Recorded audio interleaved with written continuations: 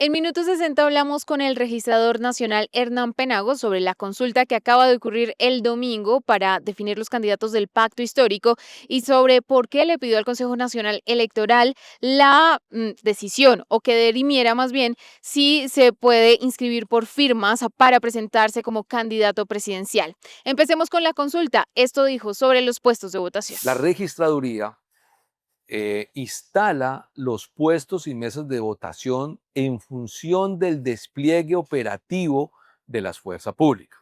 Es la fuerza pública la que garantiza que hay seguridad en todos los puestos de votación para que la registraduría autorice ubicarlos en esos lugares.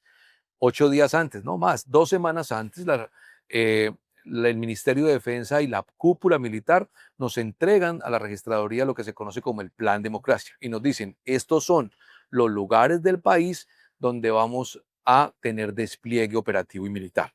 Con base en esos lugares, nosotros instalamos en esos mismos lugares cada una de las mesas de votación. Luego, no fue una decisión arbitraria o unilateral de las delegaciones departamentales o del registrador, sino en función de las capacidades operacionales de la fuerza pública. ¿Qué es lo que ocurre? Entenderá usted. La registraduría no puede estar llevando mesas de votación a lugares donde no tenga garantías de seguridad, por mil razones. Pues porque se afecta la seguridad de los votantes, de los jurados, de los testigos, porque inclusive no hay claridad de que la gente pueda votar libremente o puede haber fraude. Luego, todas las mesas que se instalaron fueron las mesas, eh, o más bien los sitios en los cuales la fuerza pública definió como despliegue. Inclusive 8 días antes en la Comisión Nacional de Garantías Electorales, el señor general de las fuerzas militares presentó el plan, destacó los lugares y así mismo se instalaron las mesas de votación. ¿Qué pasó con las mesas donde hubo gran afluencia de votantes? Por un lado, fueron 13.400 puestos que se concentraron en 9.600 sitios. Mesas de votación fueron 20.000. Una cosa es el puesto de votación y otra diferente la mesa de votación. Le explico. El puesto de votación es el lugar, no sé, el colegio, la escuela, donde pueden funcionar varias mesas de votación. Entonces eran 9.600 puntos en puestos de votación y 20.000 mesas. ¿Por qué? Porque en un puesto de votación pueden haber 3 o 4 mesas. Piensen en una escuela, en un colegio, en un sitio de esa naturaleza donde hay 3 o 4 mesas. 20.000 mesas.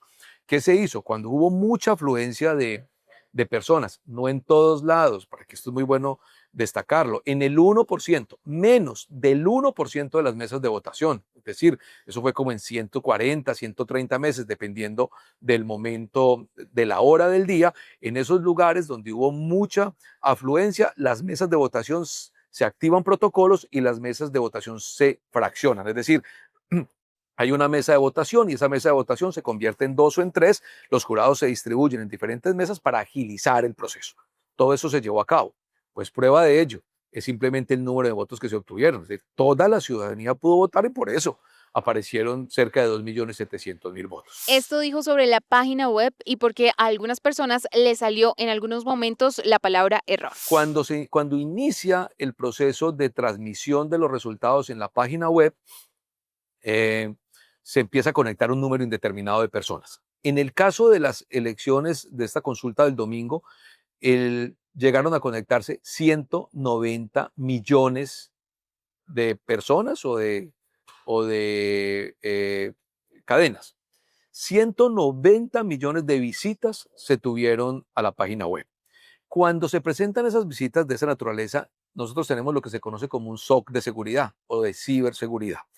A medida que va aumentando las visitas, también van llegando las posibilidades de ataque, lo que se conoce como solicitudes maliciosas, IP maliciosas que llegan de diferentes lugares del mundo.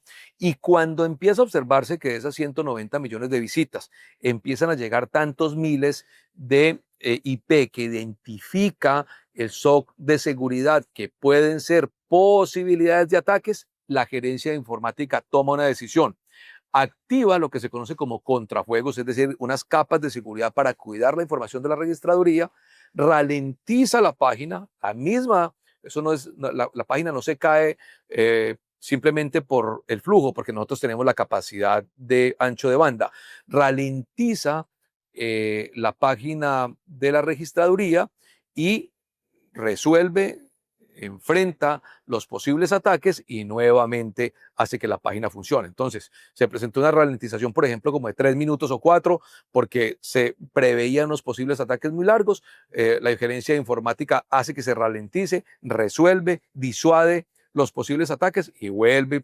y activa la página. Y eso se hizo en un par de oportunidades, circunstancias que nada, eso es difícil de entender, tengo que explicarlo más, que nada afecta el procesamiento. ¿Por qué? Porque la página web solo, lo que ocurre en la página web solo es la información que se presenta al público. La transmisión, es decir, los datos de cada mesa no llegan directamente a la página, llegan de un centro de recepción telefónica a un servidor y ahí en el servidor esa información se fracciona y ya se ordena la publicación en la página web. Luego, cuando la página web tiene esa ralentización, eso no afecta a los datos, porque los datos de la transmisión de cada mesa de votación llegan por canales diferentes. Nunca se utilizan los canales, por ejemplo, de Wi-Fi o de Internet de celular para transmitir la información a la registraduría, porque hay un peligro muy grande de ataques cibernéticos. Esa información llega por canales propios de la registraduría, llegan a un centro de recepción telefónica y de ahí se ordena la publicación en la página. Para de pronto lograr explicar más, no hay ninguna posibilidad que desde la página se pueda intervenir en los resultados y mucho menos alterarlos. ¿Sobraron tarjetones? Pues sobraron 4 millones. Imprimimos 7 millones de tarjetas electorales, votaron 2.700.000, obviamente que sobraron tarjetones. Nunca hubo necesidad de tarjetas electorales adicionales. Al final, toda la ciudadanía que quiso salir a votar lo pudo hacer.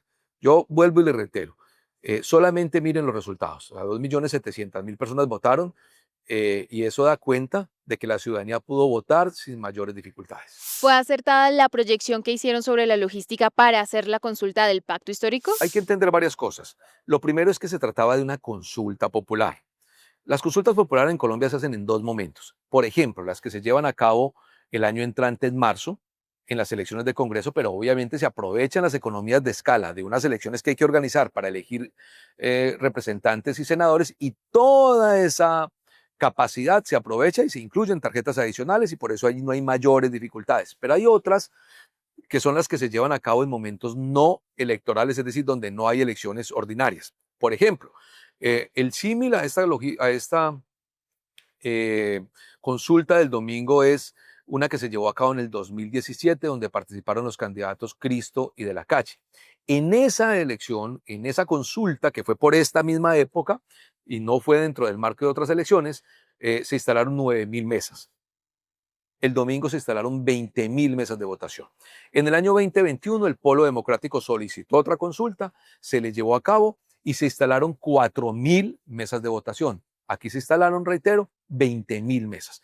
¿Por qué 20.000 mesas? Porque las consultas se hacen por solicitud de los partidos y porque en las consultas la ley 1475 dice que la registraduría prestará colaboración.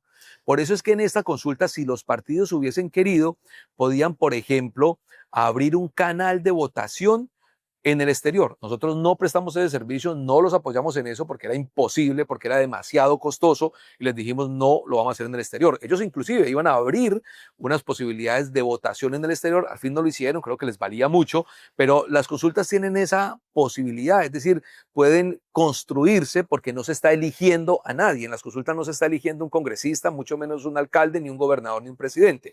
Luego es colaboración. Entonces, con base en eso, los partidos le plantean a la registraduría el número de votos que aspiran a tener. Ellos decían que podían tener entre 2 y 3 millones de votos. Con esos planteamientos se hizo una regla de 3 y se definió un número de consultas, un número de mesas de votación. Por eso es que esta consulta costó 10 veces menos que una elección. Si nosotros hubiéramos instalado todas las mesas de votación, bueno, no le hubiera perdonado al país, pero hubiese costado 10 veces más de lo que costaron las elecciones ahora. Inclusive, los partidos no lo hubieran aceptado porque les hubieran cobrado políticamente unos gastos desorbitantes, 900.000 millones más otro tanto, 1,5 billones de pesos, pues que obviamente nadie es capaz de responder políticamente por eso. Entonces, cuando instalamos 20.000 mesas, fue una solicitud de los partidos, firmada por los presidentes de los partidos Pacto Histórico, Polo Democrático, Comunista y UP, que dijeron, esas son las mesas que creemos nosotros, son las suficientes para obtener el número de votos. Obviamente, como es apenas natural, en Unicentro votó un número de personas y en Chiriguaná pues, votaban otros. Entonces en Unicentro, en una mesa votaron 4 personas y en Chiriguaná, en una mesa votaron 400. ¿Por qué? Porque así es la democracia. Usted no puede prever eso. Eso es aleatorio. Nadie puede prever cuántas personas van a votar en un determinado lugar o peor aún, en una determinada mesa de una de las 20.000 en una vereda. Eso no lo prevé nadie y quien lo prevea, pues para mí está actuando es con fraude porque nadie puede saber cuántas personas van a votar. Entonces, usted se fue para Manizales y en las mesas de Manizales de la Escuela del Rosario, pues no aparecía nadie. Pero en las mesas de Barranca Bermeja estaban full. Pues así funciona la democracia. ¿Qué le hacemos? Por ser una consulta, fue que se permitió recibir los votos de las personas que estaban haciendo fila cuando se dieron las 4 de la tarde. Cuando nosotros observamos que habían unas mesas muy fluidas y con un número de personas muy alta que no iban a terminar de ejercer su derecho al voto, que tampoco eran tantas, te agrego 40 o 50 mesas en Colombia, pues la decisión que se adoptó, primero, porque no se estaban eligiendo candidatos. Segundo, porque se trataba de una consulta y una consulta, para que me entiendan desde lo retórico, una consulta es una solicitud que hace un partido para escuchar a su militancia y tomar decisiones. En este caso es, señores militantes del Pacto Histórico, queremos preguntarles qué tal le parecen estos candidatos y qué tal y cómo y cuáles quisieran ustedes que fueran los que estuvieran encabezando las listas de Congreso, de Cámara y Senado y quiénes a ustedes les anima para que fuera el candidato nuestro. Son consultas para toma de decisiones. Los partidos utilizan esas capacidades que les da la ley para preguntar, hubiesen podido preguntar temas estatutarios, temas relacionados con política pública, porque así funciona. Luego, esa fluidez lo que planteaba era, primero, es información que no es para la oposición, es información que es para los partidos que quisieron participar de la consulta. En segundo lugar, se trata de obtener información de sus militantes o peor, o más bien de toda la sociedad colombiana, donde podían votar quienes quisieran, pero en teoría cuando uno llama es para que voten pues las personas que más se sienten cómodas con el partido. Claro, otros lo hacen, otros lo votan con otro sentido, pero así funciona la lógica. Y tercero, para la toma de decisiones. Luego, cuando ocurre eso, pues apenas natural, decimos lo que necesitamos es que la ciudadanía termine de votar porque hay un principio que es fundamental y es el derecho político. El derecho a votar. Y los derechos políticos son derechos fundamentales, dice la Carta Interamericana y la Constitución de Colombia. Por tanto, lo correcto, lo jurídico y lo constitucional es que quienes estaban en la cola de las mesas, de esas 50 o 60 mesas, terminaran de ejercer el derecho. Esto es un tema que parece extraño en Colombia, pero déjeme decirle lo siguiente. Puedo decirle hoy, porque lo he visitado y he sido observador electoral hace 1000 años, perdón, hace muchos años, puedo decirle que en casi todos los países de Latinoamérica se permite que vote hasta la última persona que está en las mesas de votación. Aquí es la única parte donde ese tema es extraño. En casi todos los países, le pongo un ejemplo para compararlos, váyase para Argentina y váyase para México. Quien esté al frente de la mesa y aún no ha podido ejercer el derecho, pero llegó en tiempo a la mesa, termina de votar. En Colombia no existe, está muy bien en las elecciones ordinarias, pero en una consulta donde no se está eligiendo a nadie, lo razonable es permitir que la ciudadanía ejerza su derecho porque es lo mínimo que debe hacer. Ante, obviamente, un hecho que no es culpa de un ciudadano, por ejemplo, que hayan llegado tantas personas a votar o que a las 3:30 aparezcan un número tan alto de personas que no alcancen a cumplirse a las 4. ¿Y en este tipo de consulta hay reposición de votos? Hay reposición de votos, un poco más de 2.500 pesos por cada voto, porque así lo determina la ley 1475 así lo señala. Y yo cierro. Entonces, a las 4 de la tarde, cuando ya nosotros a las 3 vimos que habían algunas mesas, nos las reportaron, 40 o 50 mesas, donde había unas colas que se iban a demorar un poco más, lo que hicimos fue autorizar en esas mesas y no sé, al cabo de unos minutos, un tiempo, por eso ustedes fueron viendo los boletines, se cerró la votación y la ciudadanía terminó de votar. Si Daniel Quintero terminó en el tarjetón, ¿podría tener acceso a esa reposición de Aquí hay votos? que explicar una cosa.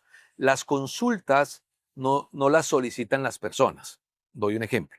No puede llegar a la registraduría 3 ciudadanos a decir, señor registrador, por favor organice, yo quiero participar de una consulta, nosotros 3, nosotros 5 o nosotros 7. No. En Colombia las consultas están autorizadas solo a los partidos políticos con personería jurídica. Luego, todo el diálogo, inclusive la reposición de votos, no son para las personas que participaron en la consulta, sino para los partidos políticos. Luego, el valor de esa reposición de votos no se le entrega a ninguna persona en particular. Ese valor se le entrega a los partidos políticos que hicieron parte de la consulta y ellos ya determinarán cuál es el destino final de esos dineros. Al momento de hablar con el registrador, el Consejo Nacional Electoral todavía no se había pronunciado sobre si puede o no inscribirse por firmas el precandidato Daniel Quintero, pero el registrador nos explicó por qué hicieron esa solicitud. La registraduría, al observar que unos partidos políticos desde el 26 de septiembre lo presentaron a él como candidato, pues se encuentra una duda jurídica y lo que hace es decirle a quien le corresponde, al Consejo Nacional Electoral, que es la autoridad de inspección, vigilancia y control de los partidos políticos, que le informen a la registraduría si hay lugar o no a que él pueda iniciar la recolección de firmas para postularse a la presidencia. ¿Qué es lo que ocurre? Que la registraduría no es la competente para resolver esa duda jurídica. Y como quiera que no es la competente, pues tenemos que acudir al órgano competente. Y el órgano competente es el Consejo y el Consejo le dirá a la registraduría, sí, por favor, autorícele recoger firmas o no, no puede recogerlas porque hizo parte de un proceso anterior. Luego nosotros aquí no tomamos partido, simplemente encontramos una duda jurídica que tenemos que llevarla al órgano competente o mañana o pasado mañana a un juez de tutela que decida.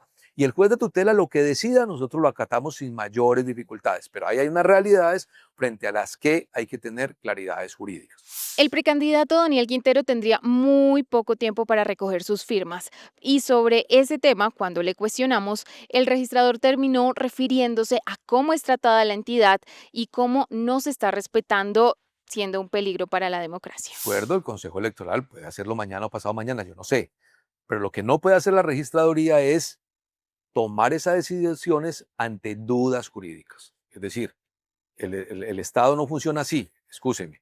No es que haga todo el mundo lo que quiere y después miramos a ver cuáles son las consecuencias. Pues lo lamento, porque las normas y las leyes en Colombia se cumplen. Yo no sé a qué horas en Colombia todo se está relativizando, ¿no? Que todo el mundo haga lo que quiera, que eso ya después miramos qué ocurre, que se metan a los centros, que invadan las calles, que entren a los sitios públicos y después miramos qué ocurre con la gente. Yo no sé desde cuándo acá el principio de constitucionalidad y de legalidad se está como cambiando. Nada, lo que estamos haciendo es lo correcto y lo correcto es, díganos si es posible avanzar. Nosotros no tenemos partido, no nos interesa, nosotros no estamos con ningún interés político, estamos es cumpliendo el deber.